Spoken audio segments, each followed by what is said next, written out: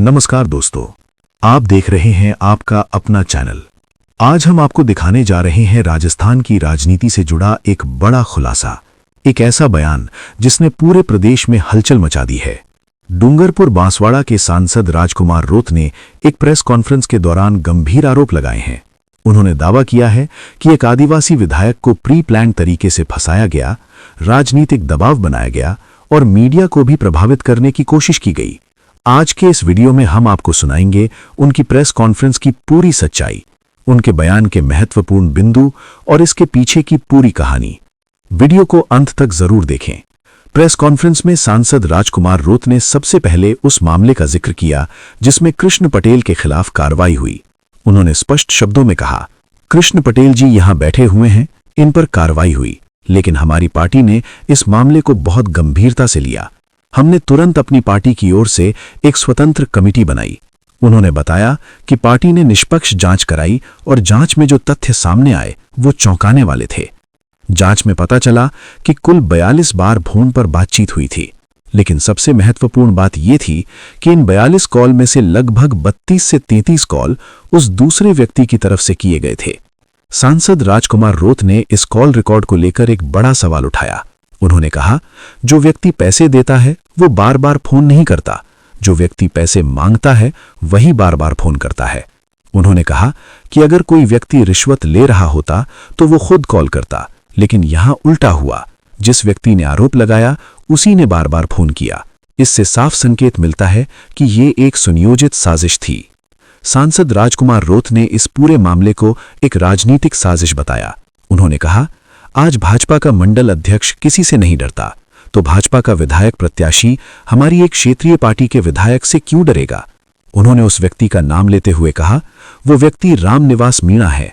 वो बीएसपी से चुनाव लड़ चुका है, उसका पिता भाजपा से चुनाव लड़ चुका है और वो खुद भाजपा से जुड़ा हुआ है। उन्होंने सवाल उठाया, अगर भाजपा की सरकार है तो भाजपा से जुड़े लोग किसी आदिवासी विधायक को पैसे क्यों देंगे। सांसद राजकुमार रोत ने बताया कि डिपार्टमेंट ऑफ माइंस से जवाब आया कि उस क्षेत्र में कोई अवैध खनन नहीं हो रहा है। उन्होंने कहा, जब वहां कोई अवैध खनन ही नहीं हो रहा तो पैसे देने का सवाल ही नहीं उठता। इससे यह साफ हो जाता है कि पूरा मामला झूठे आरोपों पर आधारित था। सांसद राजकुमार रोत ने कहा, फिर भी हमने कानून का सम्मान किया। हमने कहा कि कोर्ट अपना काम करेगा, कोर्ट एविडेंस देखेगा।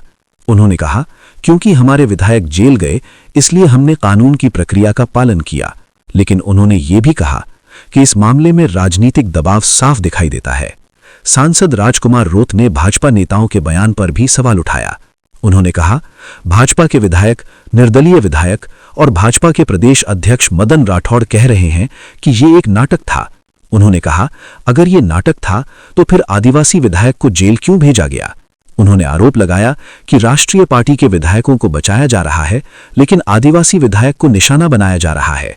सांसद राजकुमार रोत ने कहा, यह सिर्फ एक व्यक्ति का मामला नहीं है, ये पूरे आदिवासी समाज का मामला है। उन्होंने कहा, जब एक आदिवासी विधायक आगे बढ़ता है तो उसे रोकने की कोशिश की जाती है। उन्होंने इसे आदिवासी समाज के साथ अन्याय बताया। सांसद राजकुमार रोत ने मीडिया पर दबाव बनाने का भी आरोप लगाया। उन्होंने कहा, मीडिया के साथियों को दबाव में रखा जा रहा है, उन्हें डराया जा रहा है। उन्होंने कहा, सच्चाई को छुपाने की कोशिश की जा रही है। उन्होंने उदयपुर के एक मामले का उदाहरण दिया। उन्होंने कहा, 26 जनवरी को एक न्यूज छपी कि आदिवासी समाज की जमीन हड़प ली गई, लेकिन 2 दिन बाद वही न्यूज उल्टी छाप दी गई। उन्होंने आरोप लगाया कि यह मीडिया पर दबाव का परिणाम था। सांसद राजकुमार रोत ने पुलिस पर भी गंभीर आरोप लगाए। उन्होंने कहा, गोपाल भील के घर पुलिस गई और जबरदस्ती रिपोर्ट दर्ज करवाई। उन्होंने कहा, उसे धमकाया गया कि अगर रिपोर्ट नहीं देगा तो उसे झूठे केस में फंसा दिया जाएगा। उन्होंने कहा, आज सत्ता का दुरुपयोग हो रहा है। उन्होंने कहा, सत्ता का इस्तेमाल लोगों को दबाने के लिए किया जा रहा है। उन्होंने इसे लोकतंत्र के लिए खतरा बताया। सांसद राजकुमार रोत ने आदिवासी समाज को संदेश देते हुए कहा, आप डरिए मत, हम आपके साथ हैं। उन्होंने कहा, हम न्याय के लिए लड़ेंगे। दोस्तों, ये था सांसद राजकुमार रोत का पूरा बयान। उन्होंने गंभीर आरोप लगाए हैं, राजनीतिक साजिश के, सत्ता के दुरुपयोग के और आदिवासी समाज के साथ अन्याय के। अब देखना यह होगा कि इस मामले में आगे क्या कार्रवाई होती है। क्या सच्चाई सामने आएगी या फिर यह मामला भी दबा दिया जाएगा? अपनी राय कमेंट में जरूर बताएं। वीडियो को लाइक करें, शेयर करें और चैनल को सब्सक्राइब करना ना भूलें। धन्यवाद।